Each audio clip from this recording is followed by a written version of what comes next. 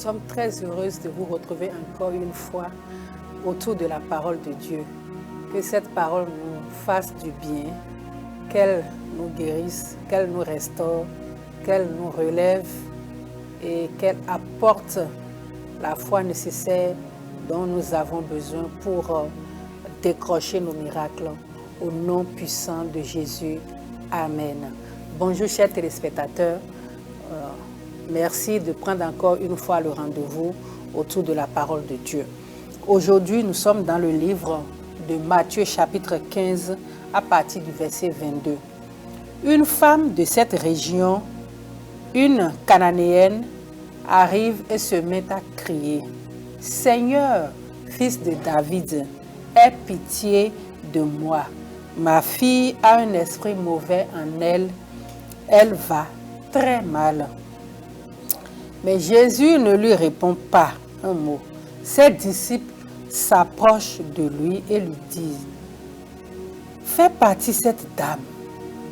Elle n'arrête pas de crier derrière nous. » Jésus répond « Dieu m'a envoyé seulement pour les gens d'Israël qui sont comme des moutons perdus. » Mais la femme vient se mettre à genoux devant lui en disant « Seigneur, aide-moi. » Et Jésus lui répond « Ce n'est pas bien de prendre la nourriture des enfants et de jeter ça aux petits chiens. » La femme lui dit « Seigneur, tu as raison, tu as raison. Pourtant, les petits chiens mangent les miettes qui tombent à la table de leur maître. » Alors, Jésus répond à la femme « Ta foi est grande. Que les choses se passent pour toi comme tu le veux. » Et au même moment, sa fille est guérie. Que le Seigneur bénisse sa parole. Amen. Chers téléspectateurs, nous sommes encore là pour vous dire que Dieu entend nos cris. Quand nous crions à lui, la finalité, c'est le miracle. La finalité, c'est la solution. La finalité, c'est la joie, la quiétude, la paix. La finalité, c'est que la tempête se calme. La finalité, c'est que les vents cessent. La finalité, c'est que les vallées sont comblées. La finalité, c'est que les montagnes sont aplanées. La finalité, c'est que les murs de Jéricho sont tombés. Quand nous crions à Dieu, la finalité, c'est la victoire, la réponse, la solution à notre problème. Quand nous crions à Dieu, la finalité, c'est que nous en sortons toujours vainqueurs. D'ailleurs, il a dit, vous combattez dans la victoire. La finalité, c'est la victoire en un mot. Chers téléspectateurs, n'arrêtons pas de crier vers le Seigneur. Voilà, il y a quelques semaines, nous sommes en train de parler que Dieu écoute nos cris. Dieu entend nos cris. Dieu écoute nos prières, il entend nos prières. Et nous avons vu des exemples successifs des gens qui ont crié vers le Seigneur. Et nous avons vu qu'à la fin, c'est le salut. À la fin, Dieu sauve toujours. Dieu délivre toujours. Quels que soient les obstacles qui vont se dresser devant nous. Et nous voyons que les trois exemples que nous sommes en train de citer, depuis quelques semaines jusqu'à l'exemple, à l'histoire d'aujourd'hui, nous voyons que quand on crie, il y a toujours quelque chose qui se passe. Il y a toujours une situation qui nous bloque. C'est parce qu'il y a une situation d'abord. C'est parce qu'il y a un problème. Il y a une maladie, il y a une possession, il y a quelque chose qui ne va pas. Et nous savons que c'est Dieu qui est notre dernier recours. C'est Dieu qui le fera pour nous. Et c'est pour cela, les exemples que nous sommes en train de citer depuis quelques semaines, nous voyons que c'est face à une situation que l'homme, l'être humain, crie vers son Dieu.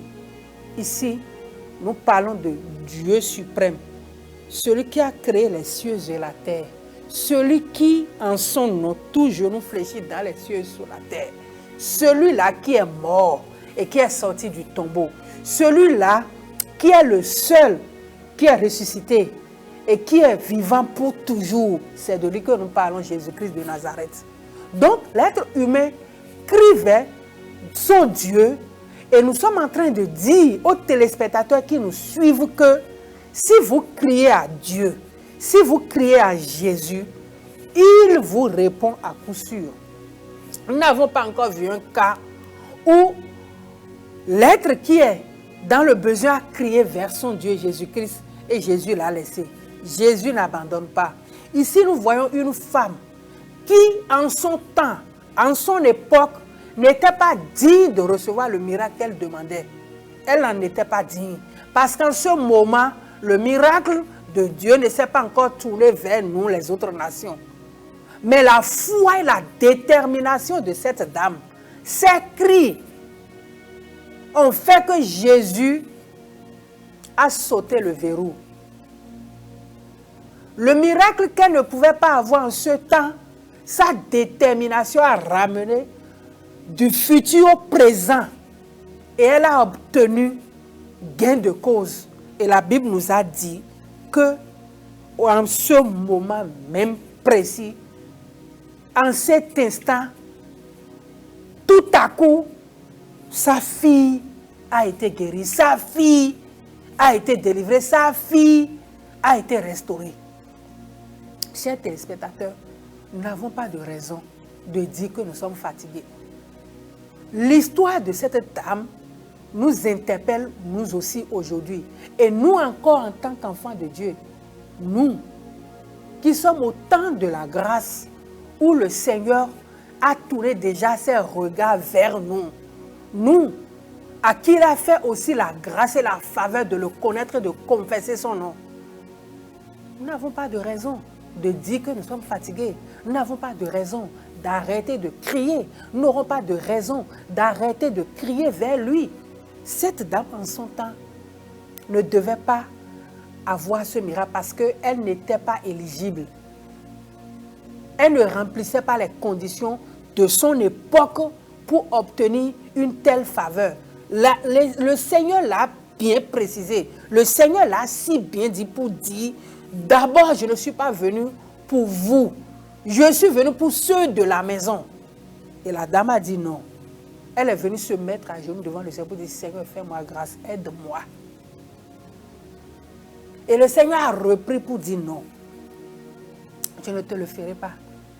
Parce que tu n'es pas éligible en ce moment T. Et le Seigneur lui a parlé. Et elle a repris pour dire non. Tu dois me faire. Tellement elle était focalisée.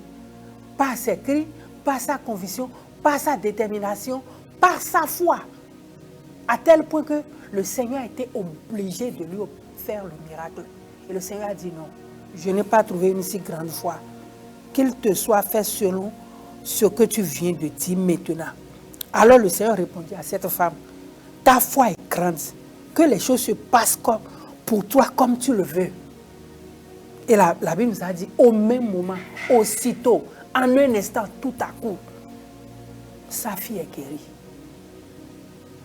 Mais nous aujourd'hui, chers téléspectateurs, surtout nous qui confessons le Seigneur, surtout nous en tant qu'enfants de Dieu, nous sommes souvent fatigués. Nous fatiguons si vite. Nous délaissons si vite. Nous abandonnons si vite. Nous négligeons si vite.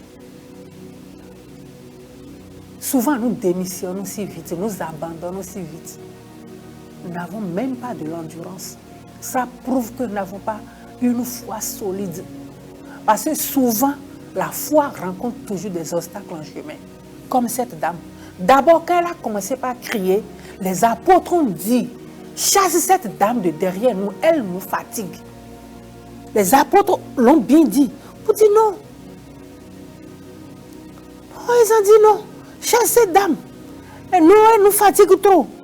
Elle nous fatigue. Ses disciples s'approchaient, nous sommes au verset 23.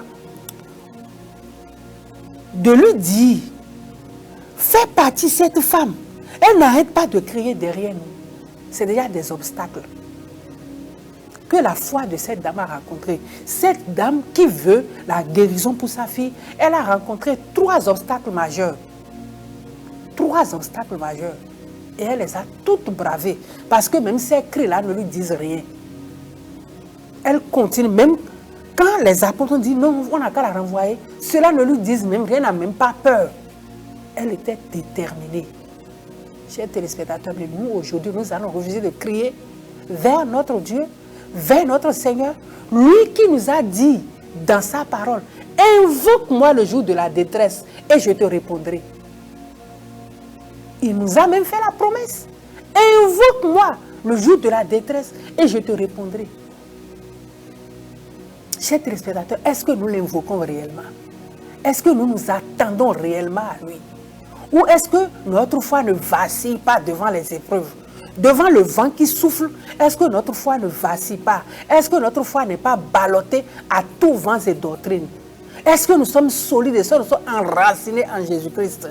Est-ce que nous avons, notre âme est vraiment enracinée comme l'encre qu'on jette, cette espérance que l'apôtre Paul a si bien illustrée?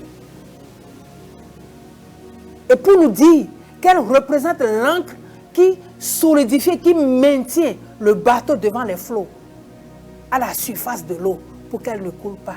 Mais nous, qu'est-ce que nous faisons? Mais quand les apôtres ont demandé à cette dame de partir, elle n'est pas partie. C'est en ce moment qu'elle a trouvé la force. Elle est venue se mettre à genoux devant ses époux, dit, au verset 24.